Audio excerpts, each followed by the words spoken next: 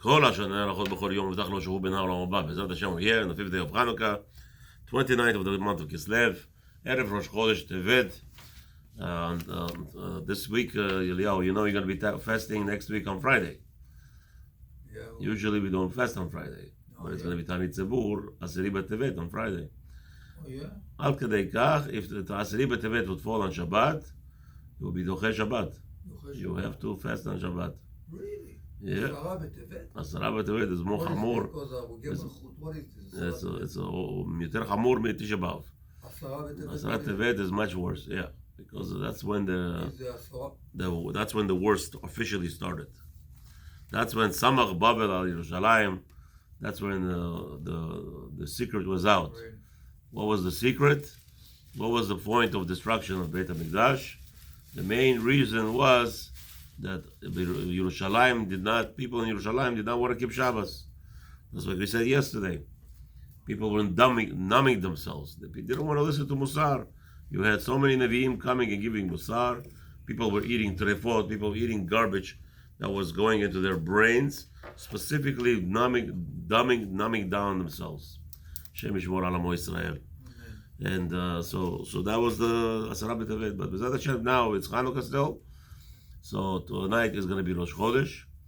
And it's actually third day of Parashat Shabbat Miketz, B'ezrat Hashem. Mitzvah number 149 we're going to be discussing today. The Kohanim are not allowed to walk into the Beit HaMikdash with wild hair. And mitzvah number 150 will be Kohanim are prohibited to walking into Beit HaMikdash with torn clothing. Again, the Kohen has to be spitz, has to look like a representative of Am Yisrael, and a representative has to be respected, look beautiful. As it says in the Torah, okay, but before we start learning the mitzvot, we want to be makdish to mitzvot l'ilui nishmat kol haniftarim, all the people who died from this world without, unfortunately, deceased, without any relatives that will pray for them, daven for them, or to elevate their souls. Hashem should take our learning and elevate their souls. Also, b'ezrat Hashem, we're going to dedicate the limud for Hashem to perform a miracle for our chayalim, for our soldiers, big miracles daily, that none of them should get harmed. All the people, all the shvuim, all the people who are captive should be returned without any harm, b'ezrat Hashem. Physical or emotional, everything should be forgotten and should be erased. And b'ezrat Hashem, Hashem should erase all of our avirot quickly and forgive us for all the pshaim. B'ezrat Hashem, and send refuah shlema lekol cholei amo Yisrael. Mitzvah number 149. Shelo yikanzu kohanim lemikdash migdolei se'ar. So we have a prohibition for a kohen to go into the Beit HaMikdash with the wild hair, kemo sheyasu ha'avelim. Why? Because the avelim, the mourners, are actually commanded to loosen their hair, but not the kohanim. Kolomar shelo yigadlu sarotem. Sheneemar, it says in Torah, Vayikra, chapter 10, pasuk 6, Rashechem al tifra'u. Their heads, they may not tifra'u, make too much loose. V'amar atargum, the explanation was latar rabun peru'ah. The Uncles explains, latar rabun peru'ah means don't make your hair too loose. Yechezkel hanavi be'er v'amar. Yechezkel hanavi says in chapter 44, pasuk 20, and he explains, Upera lo yeshalechu. So he explains more for the Kohanim that they're not allowed to loosen their hair. Don't let your hair loose. Ken ne'emar b'mitzorah. It says over there, just like by the Mitzorah, chapter 13 in Vayikra pasuk 45. V'rosho yeh parua.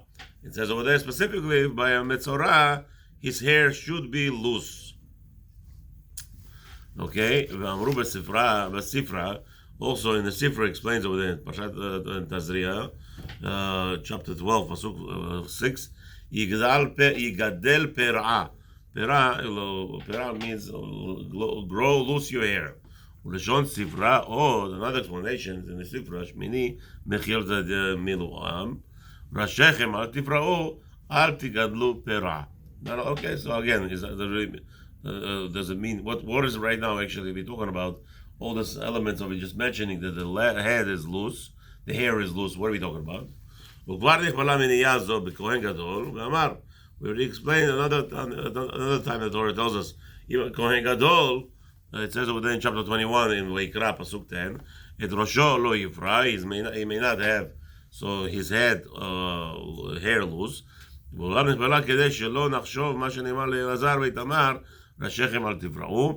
reason why it was repeated, the Rabbi says we should not contemplate the reason why it says only by Elazar and Tamar. שיהיה מצד המת בלבד, because over there we said that Elazar and Tamar were mourning their brothers, Nadav and Avihu, and so maybe the reason why over there they cannot have the loose hair, even though they were mourners, the Torah prohibited. So maybe that שיעשו זה שלא על הצד האבל, שתחשוב שיהיה מותר. So you might think the whole reason why Elazar and Tamar were prohibited because of their mourning state. But here, if a person just grows his hair wildly, like some wild guys with a big chup, a cuckoo they call them, right? So just like that, that's the way he is. No, that would be maybe allowed. על כן נתבהר בכהן גדול שזה בשביל העבודה הוא שיצווהו השם להסתפר.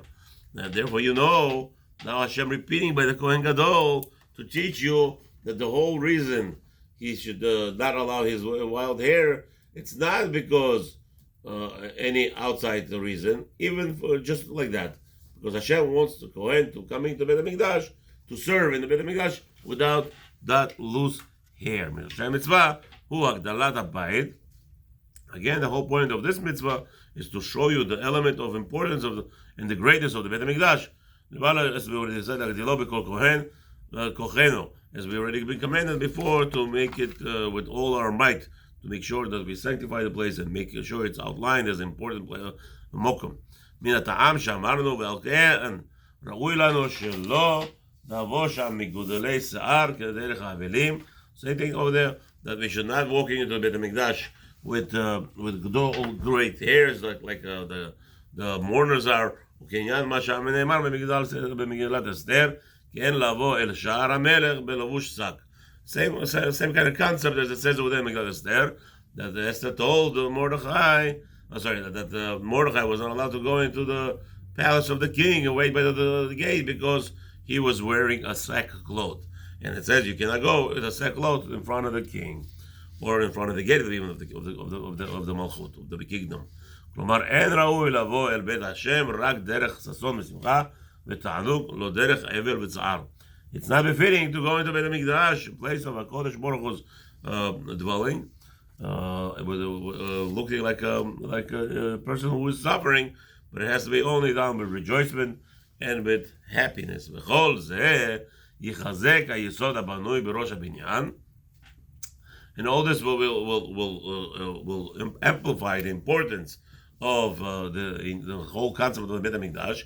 כי כל ענייני הבית ומעשיו לחזק ולצייר בלב העושים מעשה הכושר, ולהרחיק מליבם ומחשבותם כל כיעור וכל חטא. We want to implement the importance of doing things in the right path, in the right way, when it comes to when it comes to behavior in the Beit HaMikdash, and to distance from the hearts any kind of a sin or any element. I guess sadness.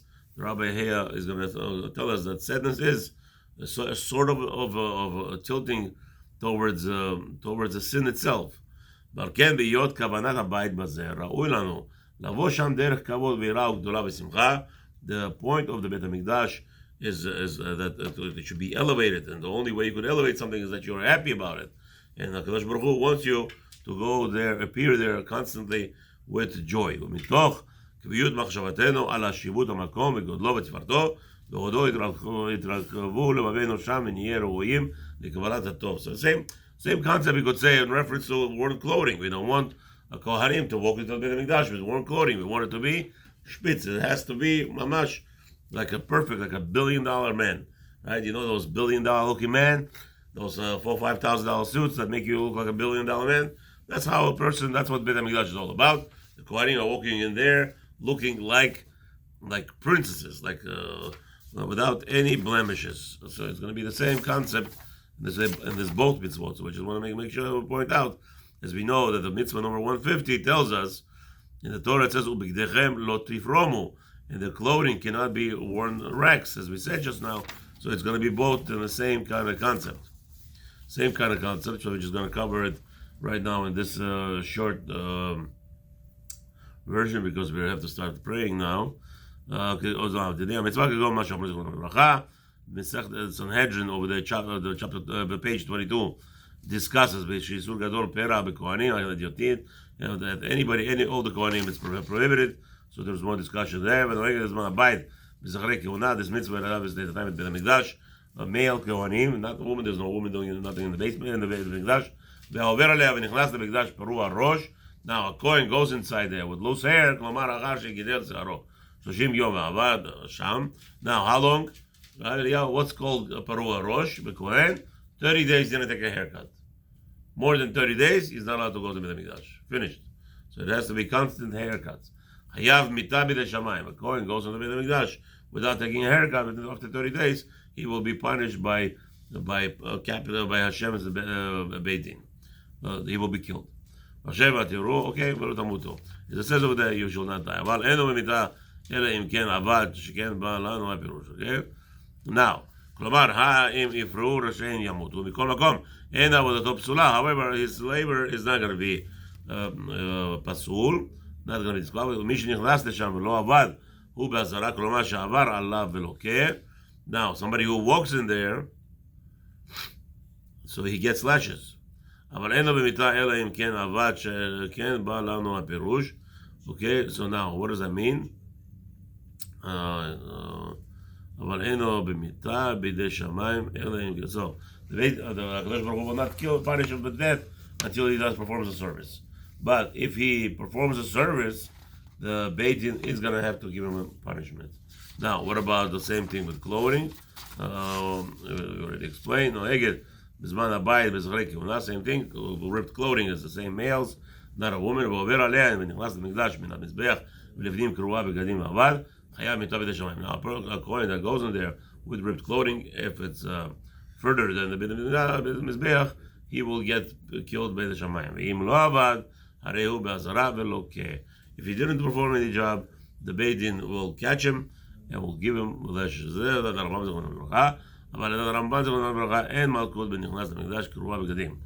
again, machloket between Rambam and Ramban. Again, I guess it's going to be. Let's see. There's a first. There's a machloket.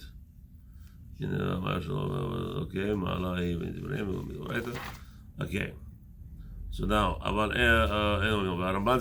כתב כי פרוע הראש שלו נכנס למקדש ומעלה בדבריהם ולא מדאורייתא הוראה. Okay, so Ramban is going to argue in both instances on Rambam and say no, there is no malkut on this, because again, there is really no physical action. LaHaShem, have a wonderful day.